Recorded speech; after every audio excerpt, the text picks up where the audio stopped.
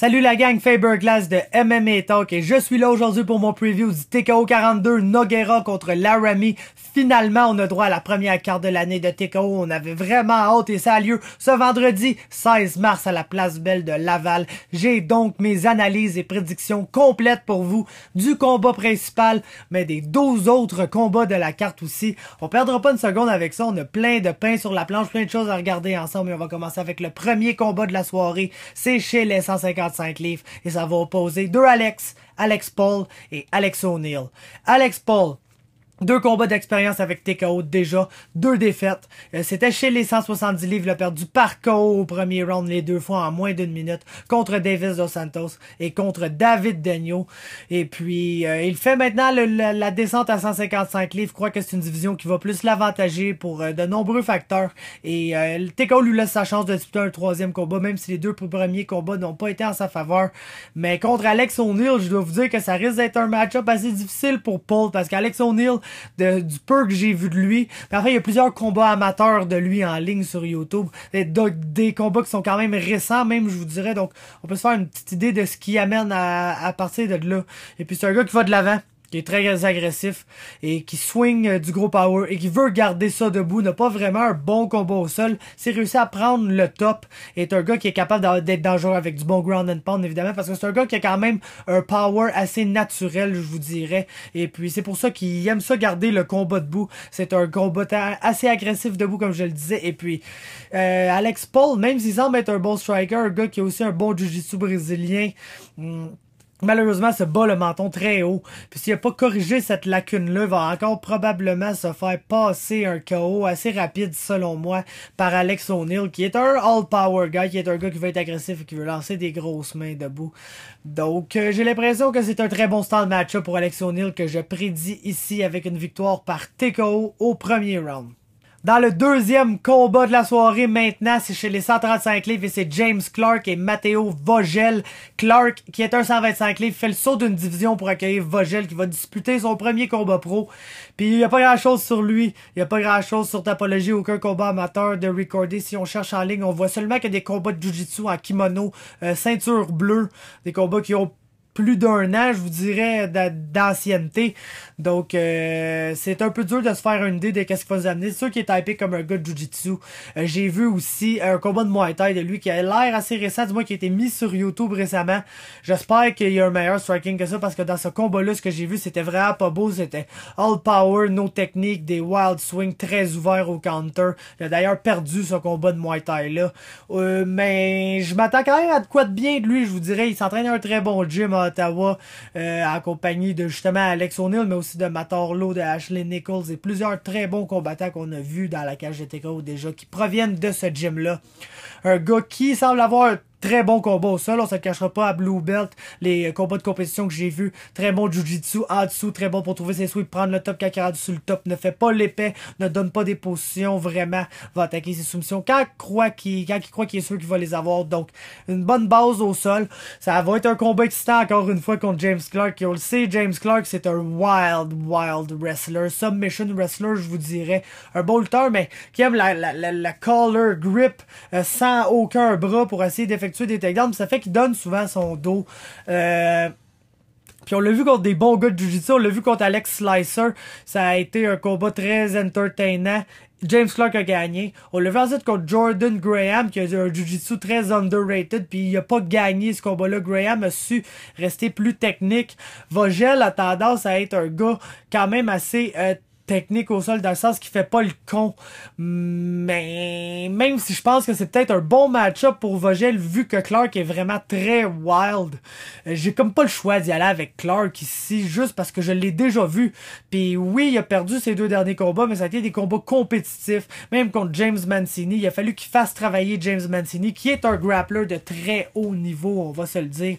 Dans la cage TKO, tu trouveras probablement pas une meilleure lutte que celle de James Mancini. Puis ça a été difficile pour lui de contrôler James Clark au sol. Ce qui me fait penser que ça va peut-être être beaucoup. Je pense que Vogel va avoir de bons moments, mais à son premier combat professionnel, si c'est pour aller à la limite des 15 minutes, j'ai tendance à y aller pour James Clark. Aussi, que le combat il commence debout, on se le cachera pas. Puis si t'es James Clark, puis t'as moindrement vu ce que Vogel faisait debout, c'est peut-être le moment d'essayer de montrer ton combat debout un peu. Parce que ça me surprendrait vraiment que Clark ait du moins bon combat debout que ça. Justement, on l'a vu échanger un petit peu dans ses combats amateurs. Puis ça semblait bien ce qu'il était capable d'amener debout. Ça serait peut-être le temps de regarder ça pour James Clark, voir ce qu'il est capable de faire debout dans un combat. Je vais y aller quand même avec Clark par décision. Je pense qu'il va utiliser son expérience pro supplémentaire et supérieure à celle de Vogel pour aller gagner une décision qui va être serrée et qui va être entertaining. Là, le troisième combat de la soirée, maintenant, c'est un autre duel chez les 135 livres. Et c'est Johnny Baldridge contre Tariq Ismail. Puis ça, c'est un sleeper fight sur la carte parce qu'on a un très, très beau style match-up d'ici. D'un côté, on a Tariq Ismail, striker Muay Thai, très technique. Un gars qui kick, on se le cachera pas, c'est ça sa game, c'est une kicking game. Un gars qui lance très peu de mains, puis qui va attendre d'avoir un bon read sur son adversaire avant de commencer à lancer des mains. Quand on a vu son combat contre Terry Lemay, notamment. Je pense qu'il n'y a pas vraiment lancé des mains avant le deuxième round dans ce combat-là. Vraiment resté à distance, kick. Ses kicks sont très puissants, sont très rapides aussi. Puis il est capable de bien les setuper, de faire de leg kick, puis whoop, peut venir avec le body kick qui te surprend quand t'attends un leg kick, puis bien jouer entre les trois stades, le head kick, le body kick et le leg kick, capable de très bien les mixer, bien les setuper, puis bien camoufler, comme faire semblant qu'il s'en vient avec un kick puis arriver avec l'autre. Donc très bon striker Muay Thai, très technique, un gars qui est patient, pas un gars très mobile debout, reste pas mal les pieds plantés, mais a quand même un très bon in and out movement. C'est un bon combattant défensif. Le seul moment que j'ai cru voir des petites lacunes en défensive, c'est quand il se mettait à puncher. Puis ça doit être pour ça qu'il kick plus véritablement, parce que quand il kick, reste à distance, très difficile à toucher. Son mouvement défensif in and out est excellent. De très bonnes angles d'attaque, de très bonnes angles de sortie. Quand il se met à lancer des mains, des fois, il se retrouve un petit peu plus ouvert. Puis c'est là qu'on a vu Lemaire réussir à lander des bons punches qui ont permis à Lemaire d'aller chercher le clinch ou d'essayer d'aller des takedowns dans ce combat-là. Ismail, très bon en takedown defense cependant, et dans le clinch surtout, parce que c'est un bon combattant dans le clinch, un bon combattant Muay Thai, très bon positionnellement, bon avec les genoux aussi, capable de faire payer son adversaire. Pour l'adversaire qui va le rusher dans le clinch, il va le faire payer. Il est devant un gars qui est petit, qui est très puissant, très explosif en Johnny Baldridge, puis que c'est All Explosion, le gars va arriver avec des très grosses mains, va être wild debout, shooter pour un takedown, essayer de te tabasser au sol, te laisser te relever, reset, refaire un peu la même chose. Et puis, à la fois, c'est un bon style match-up pour Ismail, qui est certainement capable de jouer au matador avec un gars qui se bat pas mal en taureau. Mais ça devient un match-up dangereux si Ismail pense qu'il y a un bon read puis se met à changer des mains, puis il se retrouverait ouvert à manger une grosse bombe de Johnny Baldridge qui va absolument être capable de te knocker s'il te pogne avec une grosse main. Il est très bon aussi pour sauter sur le choke après qu'il t'ait fait mal.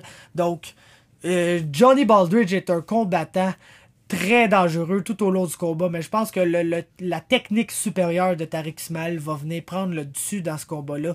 Et puis Tariq Ismail est absolument capable et très willing d'aller le full 15 minutes, de prendre ça tranquille, de rester en avant sur les scorecards, de pas rusher un finish s'il n'y a pas de finish qui vient pas. Ces 2 victoires pro ont été par décision. C'est un gars qui manque pas de jus, il est capable de faire son 15 minutes, il y en a en masse, puis j'ai pas le choix de favoriser le combattant le plus technique ici, qui est Tariq Ismail, par décision. Quatrième combat de la soirée maintenant, et c'est chez les poids lourds, un combat que j'ai extrêmement hâte de voir. Blake Nash contre Bobby Sullivan. Puis je vous dis ça parce que j'ai tellement hâte de revoir Bobby Sullivan dans la cage. Son combat contre Adam Daichka était absolument génial. Un combat absolument classique que tout le monde va se rappeler très longtemps. Puis le niveau qu'il nous a démontré de combat debout dans ce combat-là, c'est assez exceptionnel. Probablement c'est le gars qui était capable d'échanger avec Adam tout en restant technique, en faisant des belles choses offensivement et défensivement. Malheureusement pour lui, Adam était peut-être un petit peu trop pour un premier combat pro. En plus qu'il s'est blessé au biceps, s'est pété une main pis tout. Fait que Quand même une excellente performance. Je pense qu'il n'y a pas grand monde qui ont perdu leur premier combat pro puis qui ont sorti une performance comme ça, même dans la défaite. Puis c'est pour ça que je suis très excité pour ce que Bobby Sullivan va nous amener contre Blake Nash. Puis on se le cachera pas que ça va être un bon défi. C'est un excellent style match-up. Encore une fois, un très beau duel de style qui a été booké ici. Parce que Blake Nash va être le plus petit combattant, mais de loin le plus gros combattant. Un gars de 5 et 11 qui va faire 265, peut-être même 260, mais un gars qui va être proche de la limite heavyweight, contrairement à Bobby qui est plus élancé, 6 et 3, puis qui d'après moi va être à 235, 240, c'est mon estimation. Donc, qu'attendre de ce combat-là? Nash est un lutteur, tout le monde le sait. Blake Nash va vouloir lutter Bobby Sullivan. Et puis, c'est quelque chose qui a été fait au niveau amateur avec un bon niveau de succès. Si t'es capable de takedown Bobby Sullivan, il y a quand même une bonne défensive de takedown. Mais si tu set up bien ton takedown ou que tu as du bon chain wrestling contre la cage, puis tu réussis à l'amener au sol, Bobby a eu tendance à se retrouver sur son dos et puis à se faire un peu contrôler, là, avec de la misère un peu à se relever debout. Ne semblait pas trop quoi faire. Je suis sûr qu'il a travaillé quand même fort là-dessus, mais ça va être quelque chose à vérifier parce que c'est sûr que c'est ça le game plan de Blake Nash. C'est pas mal ça son game plan dans tous ses combats. Puis en plus, dans ce combat-là, il n'y a aucune chance qu'il soit capable de hang debout avec Bobby Sullivan. Selon moi, la boxe de Bobby Sullivan, les choses qu'il a montré contre Adam, font de lui un des très bons strikers dans la division heavyweight. Puis un gars qui va être très dangereux, qui est très puissant. Puis Blake Nash a perdu par KO auparavant et puis a tendance à manquer de jus quand un combat est trop fast-paced. Puis on s'entend que Bobby Sullivan, c'est un gars qui a aucun problème à travailler à une pace assez folle. On l'a vu encore dans le combat contre Adam. C'est pas mal l'une de nos seules références, fait que j'y reviens souvent, mais la pace dans laquelle s'est déroulé ce combat-là, la cadence à laquelle les deux ont échangé, travaillé dans le clinch, essayé plein de choses, des leg kicks, tout un combat absolument fou, comme je le répète à toutes les fois que j'en parle, mais Bobby n'était pas encore fatigué, puis il travaillait à une cadence très élevée pour un combat heavyweight, chose que Blake Nash n'est pas capable de suivre. Dès que son combat a trop un high pace, a tendance à manquer de jus, puis plus qu'il manque de jus, moins que ses takedowns sont efficaces, plus qu'il y a de la misère à lutter. Je m'attends peut-être à ce que Nash gagne donc le premier round, avec un takedown, essayer de contrôler au sol puis tout. Mais je pense que plus le combat va avancer, plus Blake Nash va se fatiguer, puis plus Bobby va prendre le dessus. Moi, personnellement, je pense que Nash, dès le deuxième round, va avoir plus de misère à takedown Bobby qu'au premier round. Puis c'est à partir de là que ça va mal aller. Je le vois même pas passer le deuxième round. J'ai Bobby Sullivan par KO au deuxième round ici. Cinquième combat de la soirée maintenant, on est de retour chez les 135 livres, une division qui est très bien représentée sur cette carte. Et puis, on a le retour dans la cage de Frédéric Duprat qui affrontera Devin McIntyre qui va faire ses débuts professionnels dans ce combat-là. Et puis, je pense que tout le monde est excité de voir Fred Duprat de retour dans la cage. Je l'ai passé en entrevue un peu avant son combat à l'occasion du Pandocast avec Anna Daichika. Et puis, il me disait qu'il était un très gros 135 livres. Puis, j'avais cru constater ça, mais c'est pas quelque chose qui m'avait vraiment marqué jusqu'au moment où j'ai réécouté son combat contre Tyler Wilson. Puis tabarnouche que c'est vrai que Frédéric Duprat est un très gros 135 livres. Et puis, c'est un gars qui a un très bon jiu-jitsu brésilien, très solide au sol, debout, un gars qui est light on his feet, qui fait du bon, qui bounce bien sur ses pieds, un gars qui est très mobile et très explosif, on se le cachera pas. C'est probablement sa meilleure qualité à ce stade-ci, alors qu'il est encore un combattant en développement. C'est son athlétisme pur. Ce gars-là, c'est un athlète, clairement. C'est un hyperactif, il me l'a dit aussi. Fait que c'est un gars qui aime bouger, qui a toujours besoin de bouger. Un gars qui est donc très actif comme combattant. C'est dans sa nature. Un gars qui va maintenir un pace de fou, qui est très explosif dans tout ce qu'il fait, qui t'amène genre une bonne explosion. Puis un très bon combattant à devenir. C'est un gars qui est encore en développement, qui va nous montrer encore de très belles améliorations de combat en combat. C'est normal, il y a seulement qu'un combat professionnel. Pour ce qui en est de Devin McIntyre, un bon combattant, mais il semble avoir un style un peu moins raffiné que celui de Fred Duprat.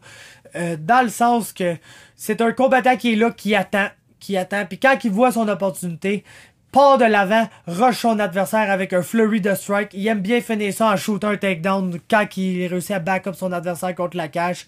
Shoot son takedown, s'il réussit à travailler au sol. Il y a du bon ground and pound assez fort, assez solide. Semble avoir un bon top control. Bien que il y a de la misère avec Brandon Lee, qui est un coéquipier de Frédéric Duprat d'ailleurs.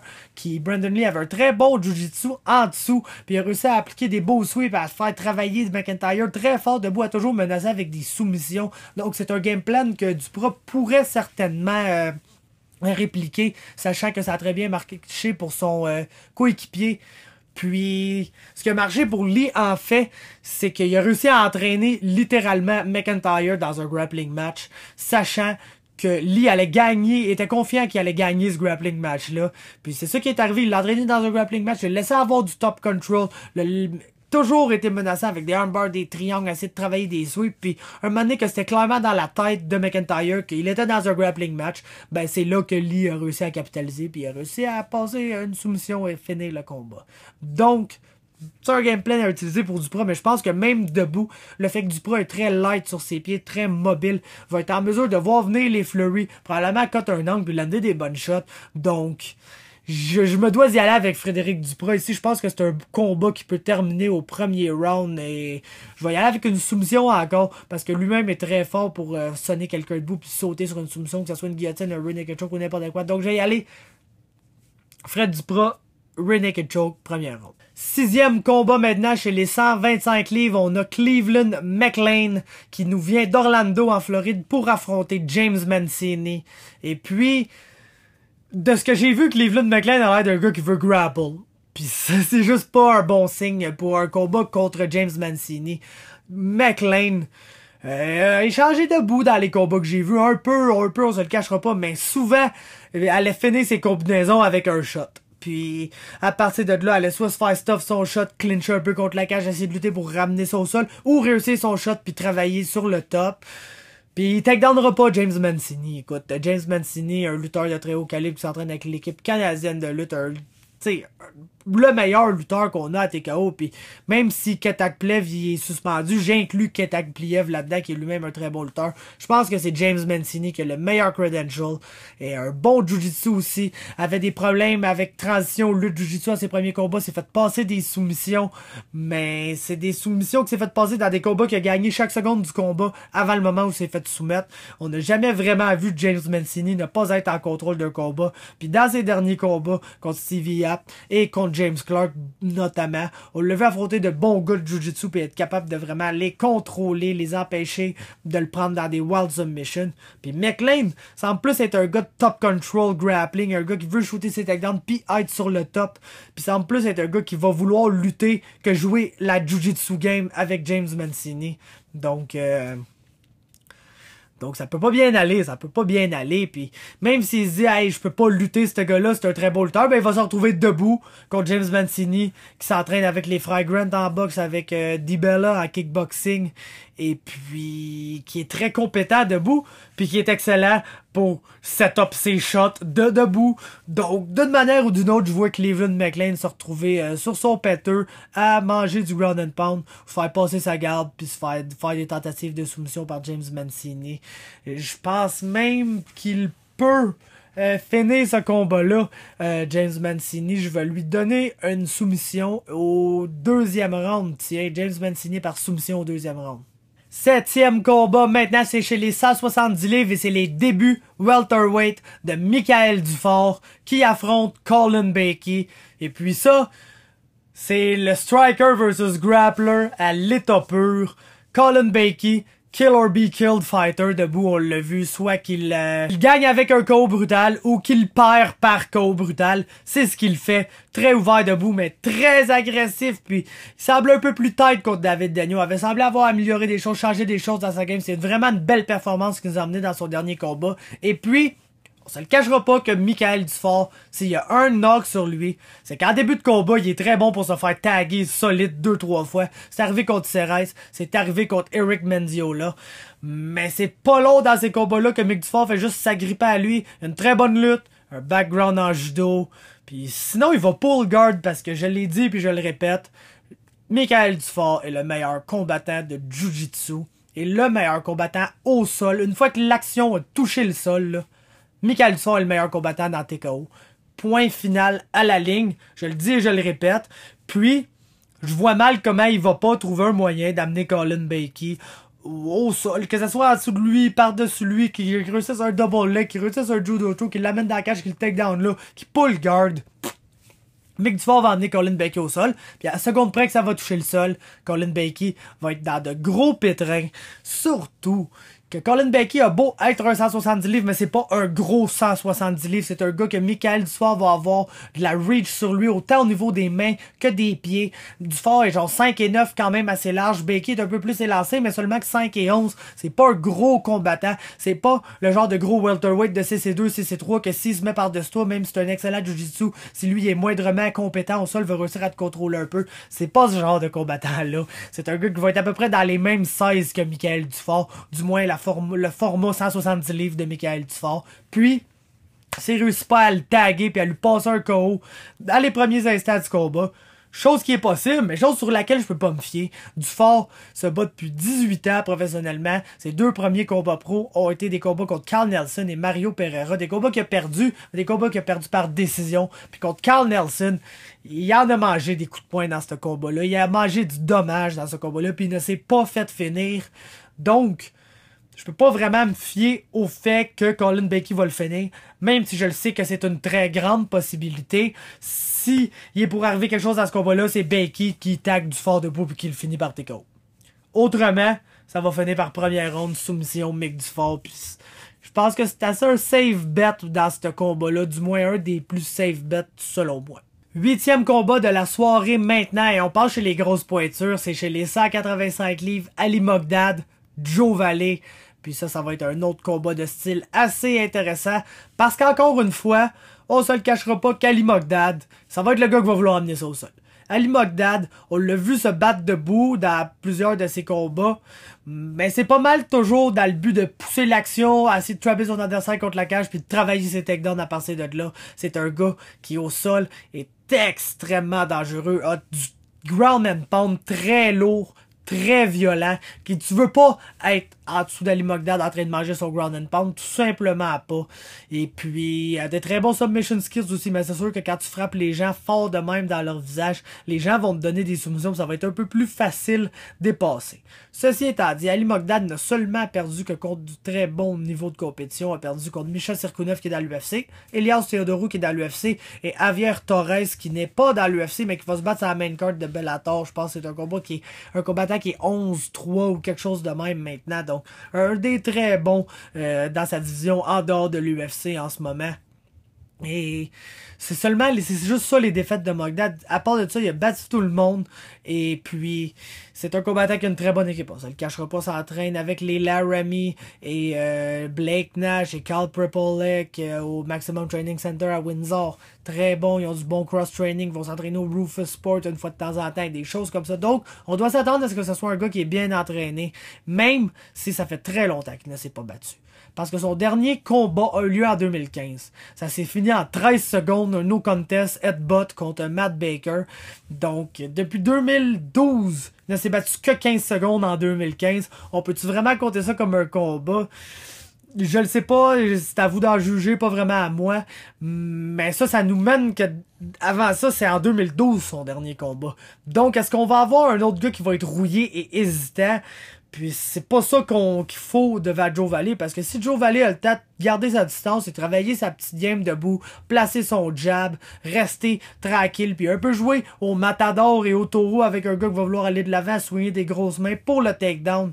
Puis ça va jouer, tu sais, si on a un combattant qui est rouillé puis qui est pas alerte, ça va jouer dans le style à Joe Vallée de façon assez facile. Parce que Joe jab bien, kick assez bien que être lui, je kickerais pas vraiment dans ce combat-là, étant donné que Mogdad va juste vouloir attraper les jambes puis lander des takedowns.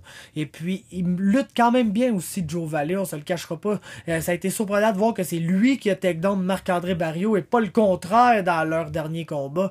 Et puis, je trouve qu'on met beaucoup de poids sur les derniers combats de Joe Vallée. Puis, c'est sûr, il est pas dans une bonne passe, ça a pas bien été pour lui. Mais contre Strania, avant le moment qu'il se fasse taguer, ça allait très bien pour lui. Et contre Marc-André Barriault, il a probablement gagné le premier round jusqu'à 1 minute du premier round où ça s'est mis à moins bien aller. Puis il s'est retrouvé dans une guillotine qui a dû combattre assez longtemps et tout. Puis c'est à partir de ce moment-là que le momentum a changé dans ce combat-là. Mais avant ça, Joe Vallée joue au matador très bien avec Marc-André Barriault. Puis c'est ces choses-là combinées avec le fait qu'il est maintenant au H2O depuis un bon moment, qui est adapté à ses coachs et tout, que je pense vraiment qu'on peut s'attendre à une belle performance de Joe Vallée contre Ali Mogdad qui j'ai peur soit un gars rouillé. Et puis Joe Valley le sait vraiment que c'est un combattant qui va vouloir l'amener au sol. Puis il va tout faire à son pouvoir pour ne pas aller au sol dans ce combat-là. Puis je pense qu'il va réussir à enlever la décision ici. Ça va être un combat qui va être excitant du début à la fin, on se le cachera pas. Sauf si Ali Mogdad arrive puis est vraiment rouillé puis plus vraiment l'ombre du combattant qu'on a vu en 2012 et avant, qui était un très bon combattant, je vous dirais, assez élite au Canada. Donc, si Mogdad revient l'homme qu'il était, j'ai un très bon combat en perspective, mais un combat que je vois probablement aller en faveur de Joe Valley, parce que il est très bon pour jouer au Matador avec un gars qui se bat comme un taureau, comme j'ai mentionné quelques combats plus haut, et puis Ali Mogdad se bat véritablement comme un taureau. Strike pas mal juste pour rentrer dans le clinch. Puis ça fait qu'il n'y a pas des belles feintes, il n'y a pas vraiment des beaux setups. Puis il va se retrouver avec un striker plus compétent que lui devant lui. J'ai donc Joe Valley ici par décision. 9e combat maintenant, c'est le number 1 contender fight chez les 135 livres. Caio Machado contre Joseph Maness. Et même si c'est des combattants qu'on ne connaît pas ici au Québec, ils risquent de nous donner un excellent combat parce que c'est deux combattants qui ont des styles qui se mélangent très bien ensemble. Donc, d'un côté, on a Caio Machado, fiche de 11-4, qui a déjà affronté des combattants élites dans le monde, des Thomas Almeida, des Steven Peterson. Par exemple, il a toujours perdu contre ces combattants-là. D'un autre côté, on a Maness, qui a affronté absolument personne qu'on connaissait, mais qui a quand même affronté des combattants qui avaient des bons records, pas des gars avec vraiment des fiches perdantes et tout. Il est 8-0 maintenant, Maness, et est un prospect très en vogue, un gars qui est définitivement sur la watch 10 de l'UFC. Comment ils vont match-up ces deux gars-là? Machado, combattant qui aime se battre debout, se bat pas mal en brésilien, Muay Thai et Jiu-Jitsu. C'est sûr que son Muay Thai est plus axé sur la boxe que sur les kicks. C'est un gars qui kick, mais qui ne kick pas abusivement. C'est pas un Tariq Ismail du tout, qui est un Muay Thai striker qui kick vraiment beaucoup. C'est un gars qui préfère boxer, mais qui finit ses combinaisons avec des kicks, qui est capable de placer des kicks dans ses combinaisons, qui est un bon combattant debout. Puis qui aime mixer des takedowns ici et là, travailler son sol parce qu'il y a un bon jiu-jitsu brésilien aussi. Un combattant assez complet, un gars qui est capable de tout faire, qui est compétent partout, puis qui va être un bon test pour n'importe qui.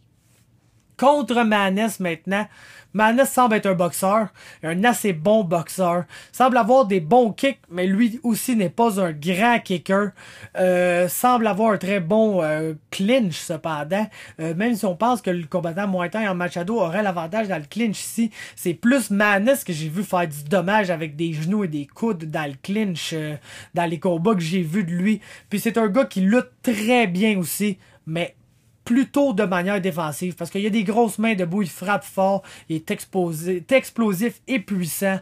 Et puis, pour vrai, je pense que je m'en vais le favoriser ici. Parce que Machado a déjà vu des gars comme lui devant lui. Ouais, c'est vrai, il a déjà vu un Thomas Almeida, il a déjà vu un Steven Peterson, un Miles Jones. Mais il a perdu contre ces gars-là et tout. Puis je pense pour vrai que Joseph Maness semble avoir les attributs pour être un assez bon prospect. Un très bon athlète, très explosif, solide debout avec de bonnes mains, bonne lutte défensive, capable d'être compétent dans tous les aspects. Donc, Joseph Maness, selon moi, a toutes les capacités pour être un bon prospect. Puis je vais y aller avec Maness par décision ici. 10e combat maintenant chez les 185 livres et c'est un des duels les plus attendus de la soirée. Et ça, de loin, Brandon Kornberger contre Francis The Rock Charbonneau.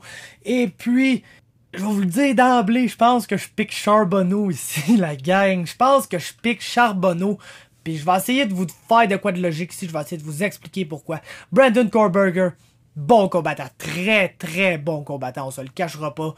Très bon combattant debout. C'est all power, par exemple. Right hand heavy striker aussi. Lance beaucoup, beaucoup de mains droites. C'est un bon lutteur. Mais il peut se faire out-grapple. Il peut se faire out-grapple assez facilement. On a vu Mika Brakefield avoir du succès contre lui en grappling. On a vu plusieurs combattants, c'est-à-dire avoir du succès contre lui en le grapplant beaucoup, puis en l'empêchant de pouvoir travailler ce qui travaille le mieux, ce qui est lander des très grosses mains droites debout. Donc, qu'est-ce que ça va donner, ça, contre Francis Charbonneau? Selon Brandon Kornberger, il va arriver là, il va take down Charbonneau, puis il va le travailler au sol. Et puis, il y a du très très gros ground and pound, Brandon Kornberger. C'est un gars qui frappe très très fort au sol, probablement autant, sinon plus que debout. Et puis, il a quand même un bon top control, c'est un bon combattant au sol, une fois qu'il a réussi à amener ça, puis qu'il a réussi à établir sa position sur le top. Si tu le fais scramble, puis tu le forces à travailler une game qui est vraiment Jiu-Jitsu, je ne sais pas jusqu'à quel point Brandon Kornberger va rester un combattant très efficace. Il va toujours rester un combattant super tough, par exemple. C'est pas un gars que tu vas finir facilement avec tes points et tout. Fait que je me demande vraiment que ça va donner contre Francis Charbonneau, puis c'est un peu pour ça que je pique Francis Charbonneau, parce que Francis Charbonneau va être, selon moi, un boxeur plus technique debout que Brandon Kornberger. Kornberger va toujours être très dangereux parce qu'il va lancer des mains droites allègrement, puis si ça touche la cible, ça peut faire mal à absolument n'importe qui, ça. Mais on a vu Charbonneau faire très mal à des gens auparavant, notamment Jonathan Meunier, et puis il y a beaucoup de gens qui se sont fait toucher par Francis Charbonneau, qui ont tout simplement viré en wrestler puis ont essayé de le take down. Puis on a vu comment ça finissait, ça. Ça finit souvent à la guillotine pour Francis Charbonneau. Puis j'ai l'impression que c'est pas vraiment le bon game plan de Brandon Kornberger de dire straight up qu'il va take down Francis Charbonneau puis le work au sol facilement, quand il va probablement se foutre la tête première dans une guillotine en faisant ça. Parce que Francis Charbonneau a littéralement maintenant, selon moi, la réputation d'être le boxeur qui est un sneaky grappler puis qui va te soumettre parce que tu veux pas boxer avec lui. Puis j'ai comme l'impression que Brandon Kornberger, en disant je vais le take down puis le work au sol puis le battre facilement là, a quasiment dit qu'il avait pas envie de boxer avec Francis Charbonneau, puis les gars qui veulent pas boxer avec Francis Charbonneau, ben Francis Charbonneau les soumet. Fait qu'est-ce que j'ai raison de dire ça? Ou est-ce que Kornberger va juste arriver là, mettre de la grosse pression, réussir un takedown sur Charbonneau puis le work au sol? Tu sais, Francis Charbonneau a une bonne takedown defense. C'est un gars qui est possible à takedown aussi. On se le cachera pas. Donc Kornberger va peut-être réussir son game plan, mais va peut-être arriver là à essayer d'échanger dans les premiers instants du combat aussi pour bien set up un takedown, se retrouver à manger les mains de Charbonneau puis se dire oh shit, faut que je shoot pour un takedown plus fit que je pensais, puis se retrouver peut-être premier dans une guillotine. Fait que je pense que regardez, j'ai Charbonneau par first round submission. C'est-tu complètement idiot de faire ça ou c'est quelque chose qui fait un peu de sens? Je le sais pas, mais c'est comme le feeling que j'ai. J'ai le feeling que Kornberger, arrive avec l'idée que ça va être vraiment plus facile que ça va l'être. Parce qu'on se le cachera pas, Francis Charbonneau, une fiche de 4-2, tu regardes ça, c'est pas super impressionnant. Mais est-ce qu'il y a un 4-2 plus dangereux que Francis Charbonneau à 185 livres au Québec? Je pense pas. Un gars qui a des années de boxe derrière la cravate, puis c'est des choses qui paraissent pas sur un record en MMA. Tu sais, je pense un peu à Kevin Généreux justement en disant ça. Lui tout, c'est un 4-2 assez dangereux. Là. Tu t'attends pas au niveau de combat debout que ces gars-là vont réussir à t'amener quand tu fais juste regarder le fiche de MMA. Puis j'ai l'impression que Kornberger est peut-être un peu trop confiant. Puis il sait absolument pas à quoi s'attendre. Va être surpris par Francis Charbonneau. Puis c'est cet effet de surprise-là que je pense qu'il va donner la soumission au premier round à Francis Charbonneau. Donc, c'est ça mon argument. Faites-en ce que vous en voulez. 11e combat maintenant et premier combat de championnat, c'est chez les 125 livres. Le titre est vacant et il sera disputé entre Malcolm Gordon et Jordan Graham. Puis, les amis, j'ai l'impression que ce combat-là va être vraiment moins compétitif qu'on se l'attend.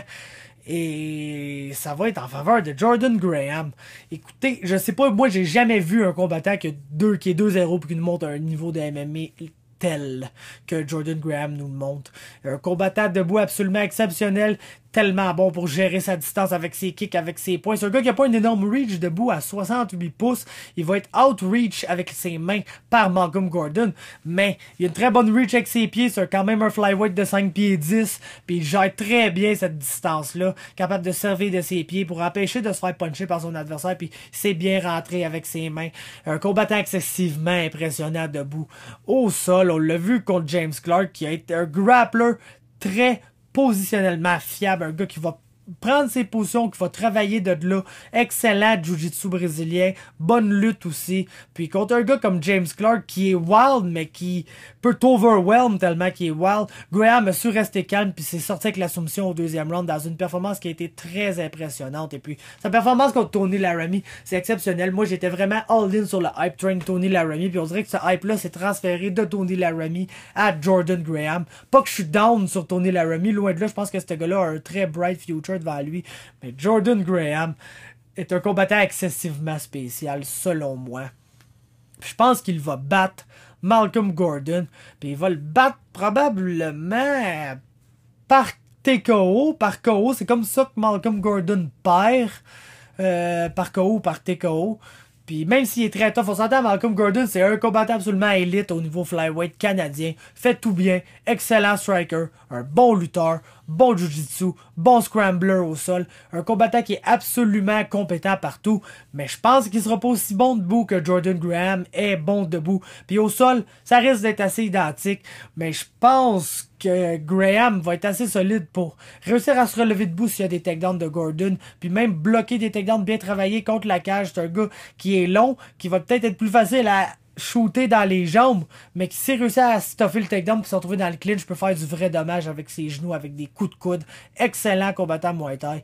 Puis je pense que Graham va gagner ça. J'aimerais le voir évoluer dans la cage pendant plusieurs minutes cependant. Fait que je vais y aller avec un TKO au round 4. Mais ça, c'est juste selfish. C'est juste parce que j'espère voir ce combat-là durer assez longtemps parce que je pense que ça va être un très bon combat. Mais Jordan Graham par TKO au round 4 est ma prédiction. 12e combat maintenant, on y est, 145 livres. Je pense que c'est juste de dire que c'est le People's Main Event. Matt Harlow, Charles Jourdain. Quel combat absolument exceptionnel. J'en rêve la nuit. Je me suis fait des millions de scénarios par rapport à ce combat-là pour tenter de voir dans chacune des situations qui va être avantagé et tout. Puis, je le sais pas. Je le sais pas, la prédiction que je m'en vais vous faire là est probablement ma prédiction la moins certaine sur toute cette carte-là. Encore moins certaine que le combat de Main Event qui est aussi un combat extrêmement compétitif. On va y revenir dans quelques minutes, mais pour l'instant, Matt Harlow, Charles Jourdain.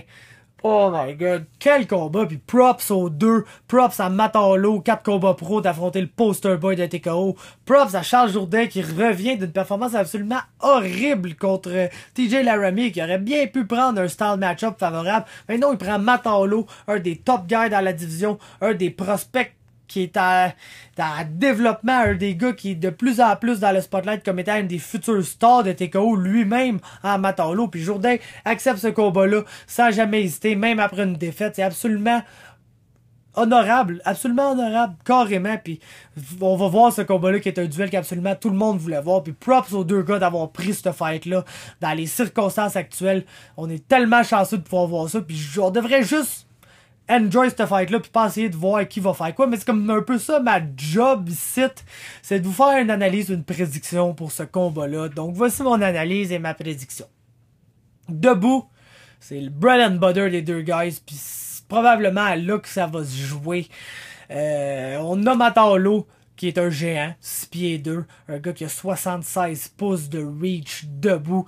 Écoutez, ça là, c'est 1 pouce de reach de moins que Joe Valley, qui est un 185 livres. Donc, mettez ça en contexte.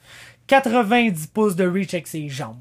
Il affronte Jourdain, qui est un 5 et 9 avec 69 pouces de reach avec ses bras et 84 avec ses jambes. Très bonne reach pour un 145 livres, mais Matt Harlow est un phénomène de la nature. Un gars qui, à cette grandeur-là, ne devrait pas pouvoir faire 145 livres et le fait pourtant et semble assez bien le faire. D'ailleurs, c'est souvent un des gars qui a l'air le plus en shape à peser. On le voit même déjà avec sa bouteille d'eau avant de faire le poids. Donc, je pense pas que c'est un gars qui coupe beaucoup de poids pour faire 145 livres. Donc, un phénomène de la nature. Le gars a été conçu pour être un des 145 livres les plus dangereux au monde. Et ça, dans la manière qui est né, tout simplement. Puis, c'est un combattant très technique. Oui, il y a des knockouts absolument magnifiques à sa fiche. Son coup de pied à la tête contre Maxime Soucy, le coup de genou contre Charles Perez. De très beau KO. Mais ça reste un gars qui est technique. Ça reste un gars qui va pumper son jab pour garder sa distance. Un très dangereux step-in knee quand son adversaire fonce trop vers lui. Très bon pour stepper avec un coup de genou qui rencontre son adversaire direct dans le momentum puis qui font très mal. Capable de faire ça au corps et capable de faire ça à la tête aussi assez facilement contre des 145 livres. Donc de bonnes combinaisons avec ses mains, mixing ses kicks. Le gars est excellent debout et est très technique. Puis ça va être très intéressant de voir qu'est-ce que ça va donner contre Charles Jourdain qui est vraiment plus flashy que technique. Puis je dis pas ça dans le sens que Charles Jourdain n'a pas une bonne technique. Il a une excellente technique debout, un des meilleurs combattants debout dans sa division et même dans TKO. Mais c'est un gars qui, au lieu de te lancer un 1, 2, 3 bien normal, va opter pour des choses un peu plus flashy. Un crochet, un uppercut, distance, un step-in avec un flying knee, des choses comme ça. Fait que ça va être intéressant de voir comment Matalo va dealer avec les attaques unorthodoxes de Charles Jourdain qui, en début de combat, sont difficiles à prédire.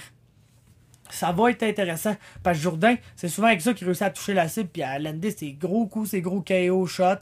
C'est avec ça qu'il réussit à te faire mal, en fait.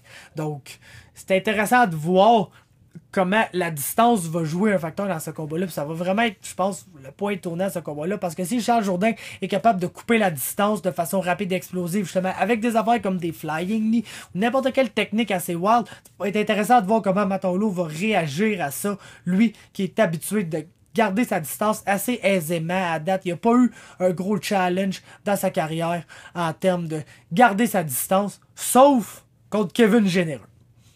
Kevin Généreux, qu'est-ce qu'il a fait, lui? Il est allé de l'avant, il a toujours gardé la pression, mais il n'a pas rushé avec beaucoup de shots, il n'est pas allé en volume, il est allé vraiment très technique, avec beaucoup de feintes et des level change. C'est ça qui a fait gagner ce combat-là à Kevin Généreux. Pression constante, comme ça, Matalo était entre la cage et la petite ligne noire, si on a un octogone de l'UFC dans la tête, ou c'est un octogone de TKO, c'est en dehors du gros signe ring cage, là. Bref, s'il est trappé entre ça, puis la cage, Généreux gardait sa pression pour le garder là, beaucoup de feintes avec ses mains, puis constamment des level change pour que Matalo pense au takedown, parce que Kevin Généreux a essayé des takedowns tôt dans ce combat-là, puis c'était clairement partie du plan. Fais-y penser au takedown, comme ça, quand tu level change, il va baisser ses mains un peu, puis c'était avec ça que Kevin Généreux a pas réussi à passer deux immenses overhand right. Mais, est-ce que Charles Jourdain va être capable de répliquer ce game plan-là? On a vu Charles Perez, puis je pense que c'est pas fair de dire que Charles Perez a fait le Kevin Généreux game plan. Charles Perez a vraiment fait le Charles Perez game plan, qui est de rester à distance, puis boum, exploser avec un flurry de strike, comme Charles Perez le fait si bien. Malheureusement pour lui, il s'est retrouvé dans des coups de genoux assez fréquemment. Donc je me demande qu'est-ce qui va arriver, parce que je pense que Jourdain, ça va vraiment être un bon mix entre couper la distance de façon explosive à la Charles Perez, mais de rester quand même technique dans la manière dont il va essayer de set-up la façon dont il va exploser pour couper la distance. Je sais pas si vous me suivez. Fait que c'est ça qui va être intéressant à voir comment Matalo va réagir par rapport à ça. Mais si j'avais à mettre un 2 piastres sur quelqu'un dans un pure striking match ici, je pense que j'ai pas le choix d'y aller avec Matalo, qui est vraiment un expert pour garder sa distance et puis très bien gérer ça. Puis il a réussi à voir venir Perez dans son explosion, justement, les fois qu'il venait de l'avant. Je pense qu'il va être capable de faire ça quand même assez bien avec Charles Jourdain, même si Charles Jourdain est vraiment plus créatif et va vraiment être, d'après moi, capable de le surprendre une couple de fois avec des choses assez tricky debout. Donc, excellent duel debout. J'aurais tendance à y aller en faveur de Matalo. Maintenant, au sol, parce qu'on se le cachera pas que Charles Jourdain est sur un rampage de jiu-jitsu et de lutte surtout ces temps-ci. Donc, qu'est-ce que ça va donner pour notre ami Charles Jourdain au sol? Est-ce qu'il va essayer de lutter? Parce qu'on s'entend que Matalo est un gars qui doit être quand même le fun à lutter. Il y a des très grandes jambes qui sont faites minces. Fait que, est-ce que on va voir Charles Jourdain essayer de lutter, amener ce combat-là au sol? Lui qui travaille beaucoup sur le sol, puis qui n'a pas été un mauvais combattant au sol avant son combat contre TJ Laramie, où il s'est retrouvé avec un gars qui a un excellent top control, qui est un bon takedown artist, puis qui a vraiment voulu le garder dans cette position-là, GSP style, le dominer là pendant les 25 minutes pour enlever le combat de façon facile. Donc, est-ce que Jourdain va lutter? Dans ce cas-là, comment ça va marcher? Parce que oui, Matalo est facile à prendre d'un jambes puis à takedown. Le problème, c'est qu'il y a deux bras qui sont littéralement aussi longs que ses jambes. Puis il y a tellement des bons handstands des fois. On a vu Olivier Nadeau quasiment le soulever de terre avec ses deux jambes. Puis Matalo allait pogner des handstands avec ses mains. Puis il a réussi à se libérer d'une jambe. Mettre ses jambes à terre en genre de tripod avec deux stands avec ses mains, un stand avec ses jambes. Puis défendre le takedown à partir de là. Puis on a vu aussi qu'au sol il est très dangereux. T'sais, on sait que Charles Jourdain est dangereux avec ses grandes jambes. Imaginez Matalo qui a un bon jiu-jitsu, on se le cachera pas, son équipe à Ottawa ont de l'excellent jiu-jitsu, très bon programme de jiu-jitsu là-bas, sont tellement compétitifs quand on va dans des compétitions en Ontario, c'est toujours un des clubs à surveiller. Donc, Matalo a du bon sol aussi, a du bon jiu-jitsu brésilien, ça va tellement être intéressant de voir. si les combats vont dans différents aspects, si on a un combat de clinch, comment Matt Harlow va réussir à réagir, ou est-ce que Charles Jourdain va arriver, rester très loin, puis juste rentrer pour leg kick, puis leg kick, puis leg kick, parce que ça, c'est un game plan qui devrait être essayé contre Matt Harlow, parce que je pense que ça pourrait porter du très bon succès. On s'entend que Matt Harlow est fait très long, fait très mince aussi, puis ses jambes sont dangereusement petites. Je me demande si tu kicks bien fort là-dedans, quel genre de dommage tu pourrais faire à Matt Harlow, puis est-ce qu'à partir de là, ça pourrait être plus facile de travailler alentour de son long jab si sa capacité de se déplacer est un peu affectée, puis qu'il y a plus de misère à garder sa distance à cause de ça. Tant de questions, si peu de réponses. J'ai une prédiction à vous faire ici. Puis je vais aller avec Matt Harlow par décision. Choix déchirant, parce que tout, de l'autre côté, Adam Daichka l'a mentionné dans le podcast, tout le monde aime Matt Harlow, tout le monde veut que Matt Harlow devienne une grande star, il est super entertainant à voir debout. On veut pas qu'il perde, puis on veut pas que Charles Jourdain perde non plus, c'est comme notre poulain, notre petite star québécoise qui peut devenir un grand un jour, puis qui est tellement de potentiel, un gars athlétique, un gars explosif, tellement créatif, qui montre de belles choses, un mindset absolument fou, ne recule jamais devant un challenge visiblement, puis on n'a pas envie de voir Charles Jourdain perdre, on l'a déjà vu perdre, on n'a pas aimé ça, on n'a pas aimé ça pantoute, voir notre Charles Jourdain perdre, mais on veut pas qu'il reperde, puis on veut pas que Matt Harlow non plus perde, fait que choix déchirant ici, mais je vais y aller avec Matt Harlow par décision, écoutez, parce que je pense qu'il va avoir l'avantage dans le combat debout, puis je pense que c'est là que ça va se passer pour la majorité du temps. C'est le bread and butter des two guys. Puis je vois assez mal Charles Jourdain takedown Matt Harlow, puis je vois pas vraiment Matt Harlow shooter pour des takedowns sur Charles Jourdain non plus. Donc je pense que ça va pas mal se passer debout. J'ai donné un léger avantage à Matt Harlow debout, fait que c'est pour ça que j'ai le pic ici. Matt Harlow par décision. Voilà. On est maintenant prêt pour le combat principal, championnat des 145 livres, TJ Laramie qui va défendre contre Joao Luis Nogueira. Puis, c'est un excellent combat.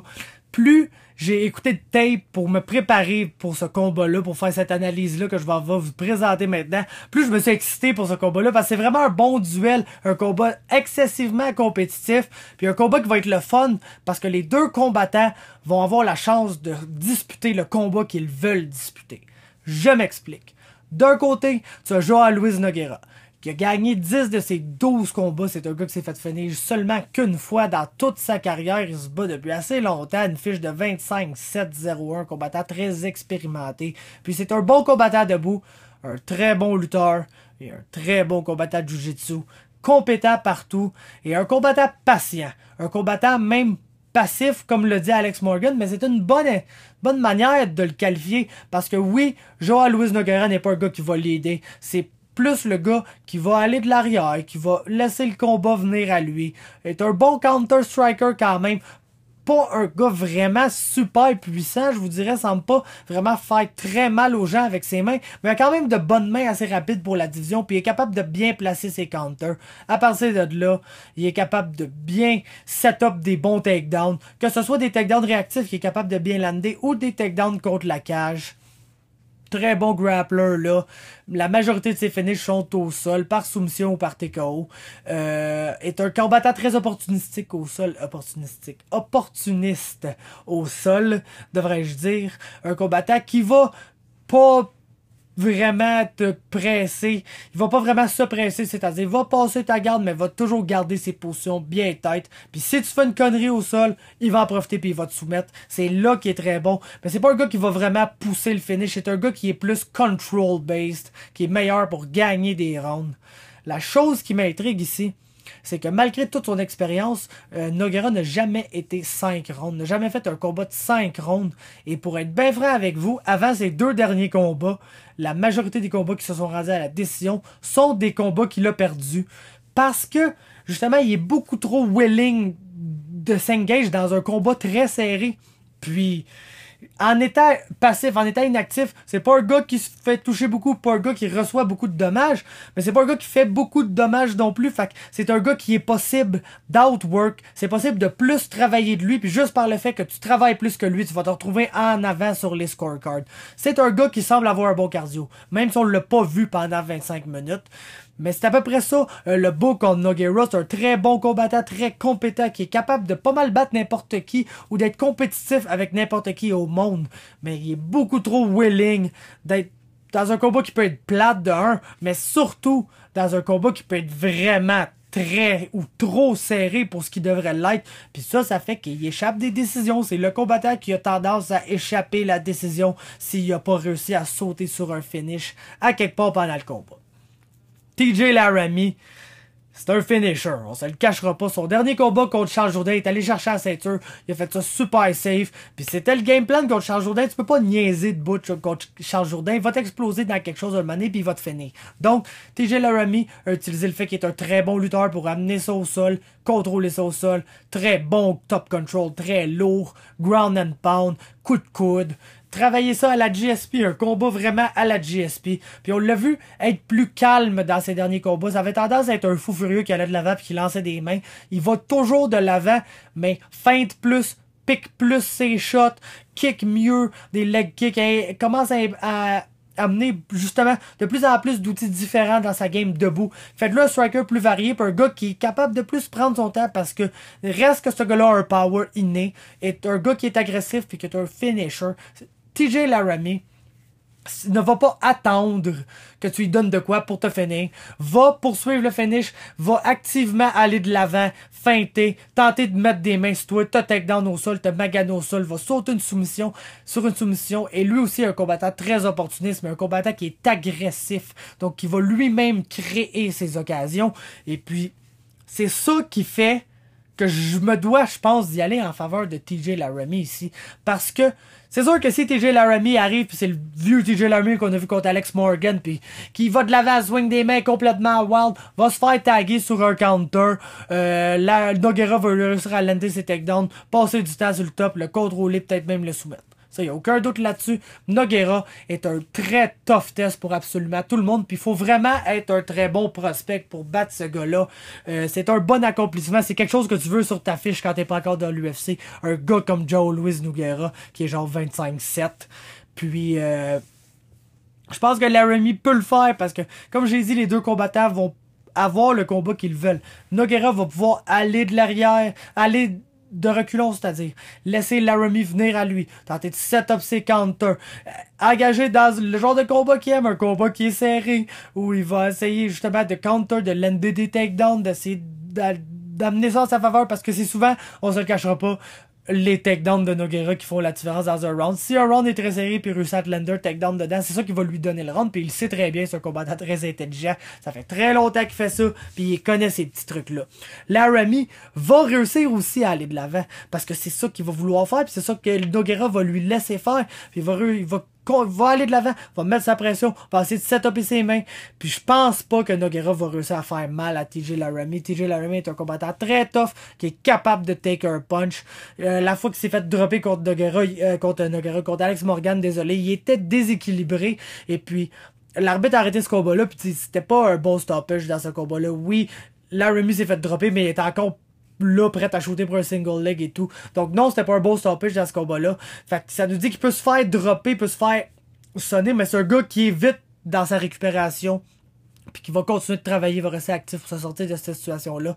Donc, je pense pas que Nogueira va réussir à y faire mal, puis ça fait qu'il va y avoir TJ Laramie qui va venir à lui, qui va essayer de le lutter, qui va peut-être pas réussir, peut-être pas avoir un très gros taux de succès dans les premiers rounds, mais je pense que le fait que Laramie a fait un 25 minutes puis il était top shape après contre Charles Jourdain, c'est, je l'ai dit là, après leur dernier combat, autant pour Charles Jourdain que pour TJ Laramie, un 25 minutes de cage time à ce stade-là de leur carrière, c'est excessivement bénéfique pour un combattant, puis ça va paraître dans ce combat-là, parce que je pense que l'enjeu de ce combat-là va être au niveau de la lutte et du cardio. Si Nogueira est un meilleur lutteur, va réussir à out-wrestle TJ Laramie, et va moins avoir à expand du cardio, et va être plus en forme dans les later rounds.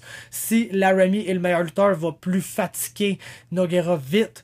Je m'attends personnellement à ce que Laramie prenne probablement le contrôle du combat dans les 2 derniers rounds de ce combat-là, parce que justement, on a un Jean-Louis Nogueira qui est très bien conditionné pour 15 minutes, mais qui n'a jamais été plus loin que ce 15 minutes-là. Puis je pense que la pression de Laramie sa lutte, même si elle ne marche pas comme il veut, le clincher, le faire travailler dans le clinch, rendre ça un grueling fight pour être le combattant le plus frais des deux au 4 et au 5e round. Puis je m'attends probablement à ce que ça soit 2-1, soit pour Nogueira ou pour Laramie, mais ça va être 2-1 pour un des deux gars après 3 rounds. Et puis j'ai l'impression que Laramie va aller chercher ces 2 rounds-là et se sauver avec une décision, que ce soit un 48-47 ou un 49-46. C'est ma prédiction. TJ Laramie par décision et ça conclut mes analyses et prédictions pour le TKO 42. Laissez-moi un like sur la vidéo si vous avez apprécié ce que vous avez vu. Laissez-moi aussi un commentaire pour me dire c'est quoi votre combat le plus attendu, c'est quoi vos prédictions pour cette carte-là, qu'est-ce que vous pensez qui va arriver. On jase de tout ça ensemble des commentaires. Ensuite, abonnez-vous à Québec MMA pour plus de contenu, que ce soit d'autres vidéos de prédictions comme ça. J'en ai un pour l'UFC qui s'en vient demain. J'ai le podcast avec Adam Daichka, actualité MMA québécois, je couvre toutes les nouvelles dans l'UFC. Abonnez-vous à la chaîne Québec MMA pour jamais rien manquer de tout ça. Et allez liker et vous abonner à MMA Talk sur Facebook, parce que c'est là que ça se passe et puis on se voit une prochaine fois.